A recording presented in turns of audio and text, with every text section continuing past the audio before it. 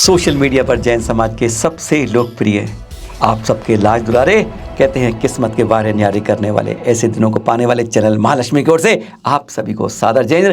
कार्तिक शुक्ल की द्वितीया है, आज बहुत पावन दिन है।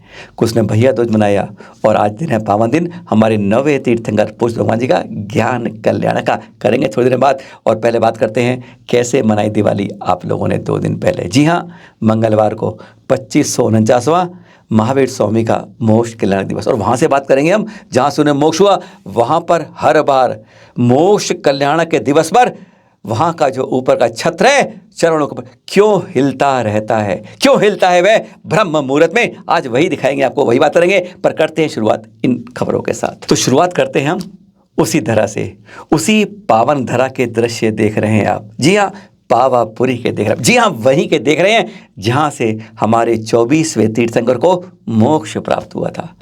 दृश्य देखिए, 23 से 25 अक्टूबर 3 दिन यहाँ पर कार्यक्रम चला था। झंडारोहण से शुरुआत हुई थी और 25 को निर्वाण लाडू और शाम को आरती के बाद प्रोग्राम की समाप्ति हुई थी। वैसे आपको मालूम है, ये चित्र देखते रहिए आप। और यह हमारे सभी तीर्थंकरों ने अलग अलग एकांत में जाकर ऊंचे ऊंचे पहाड़ों पर जाके मोक्ष को प्राप्त किया, अपने कर्म को नष्ट। पर इन्होंने नहीं, इन्होंने लोगों के बीच में, सरोवर के बीच में आकर केवल एक तीर्थंकर महावीर स्वामी थे जो यहाँ से उन्होंने मोक्ष प्राप्त किया। आदिनाथ कैलाश जी से गए पहाड़ पर, उज्जैन शिखर से हमारे नेमिनाथ जी गए, हमारे वासुपूज्य भगवान जी चंपापुर से गए, मंदारगिरी से गए, 20 तीर्थंकर हमारे विभिन्न पहाड़ियों के ऊपर से गए, सम्मेश शिखर से। बस हमारे वीर जानते थे इसके बाद कोई और मोक्ष नहीं जा पा रहा, पंचम काल आ जाएगा। इसलिए ये इन्होंने कहा मैं लोगों के बीच में ही यहीं पर अष्टकर्म नाश करके सिद्धालय गए थे। ब्रह्मचारी सुनील भैया जी की अगुवाई में यहाँ पर निर्वाण लाडू भी चढ़ाया गया। दृश्य को देखकर आनंद आता है ना, यही अनुभूति आप तक हम शेयर कर रहे हैं आज। अब बात तो हमारी असली यही थी।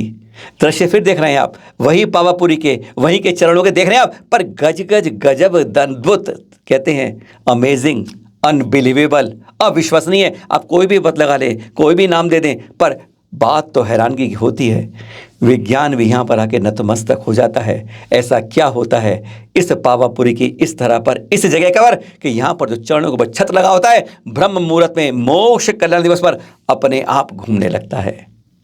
आप कह सकते हैं ऐसा एक बार तो होता है, कई बार लगता है कि हाँ कुछ हुआ होगा, 2 बार, पर यहाँ तो ब्रह्म मुहूर्त में हर बार यहाँ जो दर्शन करने आता है वह इसको साक्षात दर्शन करता है जो आप देख रहे हैं। आखिर क्या कारण है इस धरा में, इस जगह पर कि मोक्ष कल्याण के दिवस पर ब्रह्म मुहूर्त में यह छत्र यूं ही तेजी से घूमने लगता है?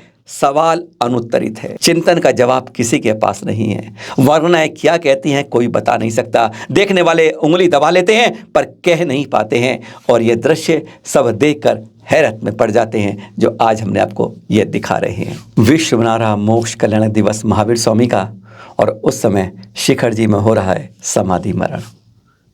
दृश्य देख रहे हैं आप शिखर जी से। ये हैं आरिका श्री विश्व धर्म श्री माता जी।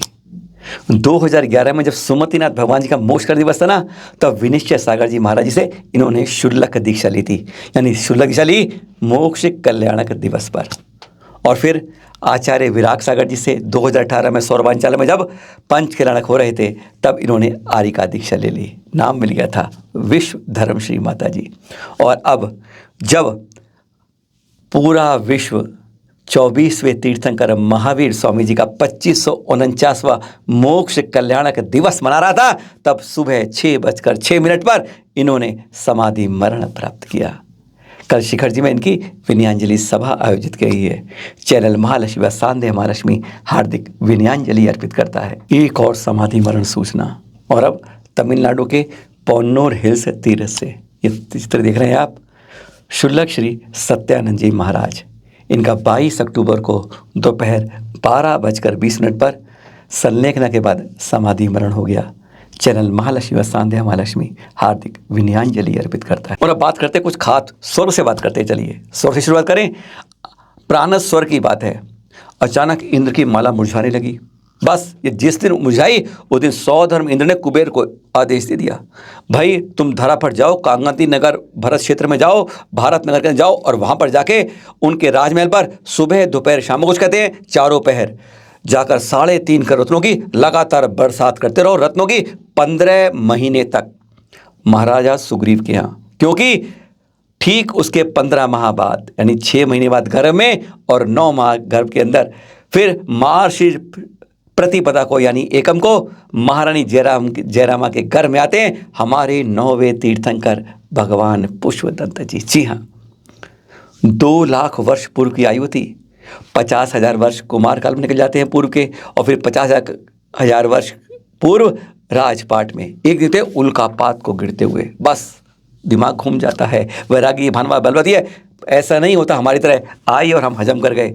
जब जैसे ही कुछ क्षण में बदलाव आता है तुरंत कर लेना चाहिए, और उन महाराजा ने भी यही कर लिया। अपने पुत्र को राज तिलक कर संपत्ति दी और चल दिए वैरागी 1000 राजाओं के साथ।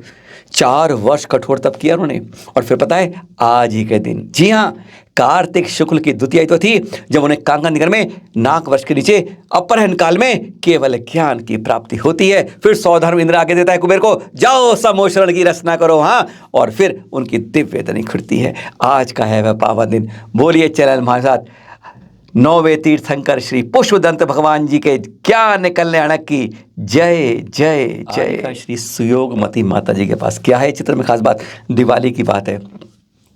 पाठ पूजा हुआ और बच्चे आकर आ गए उनके पास। 3 दिन पहले खूब सारे पटाखे लेकर आए थे, खूब सारे। माता जी के बैठे, बताए हम ऐसे ऐसे जलाएंगे। माता जी ने उपदेश दिया, और पता है बच्चों ने क्या किया, छोटे छोटे बच्चे हैं, सोच लीजिए क्या बात, क्या परिवर्तन है। सिर्फ ये दिखाना चाहते हैं आपको। संकल्प लिए माता जी ना इस बार पटाखे जलाएंगे, और जीवन भर का आज आपके सामने प्रण करते हैं कभी पटाखे नहीं जलाएंगे, और औरों को भी पटाखे ना जलाने का हम सहयोग करेंगे। यह है भावनाएं जो बदल जाती है। हजारों रुपए के पटाखे ला के दिए थे परिवार ने उनको, और उन्होंने उसको भी नहीं जलाया, दबा दिया, और साथ में आगे जीवन भर का संकल्प लिया। है ना खास बात। बस इसी तरह के छोटे छोटे संकल्प, छोटे छोटे नियम एक दिन बड़े नियम में बदल जाते हैं। यही तो चैनल महालक्ष्मी आपके पास लाता है। बहुत बहुत शुभकामनाओं के साथ आज के पावन ज्ञान जिंदगी फिर मिलेंगे नई जानकारी के साथ आपके पास। सादर जय जिनेंद्र।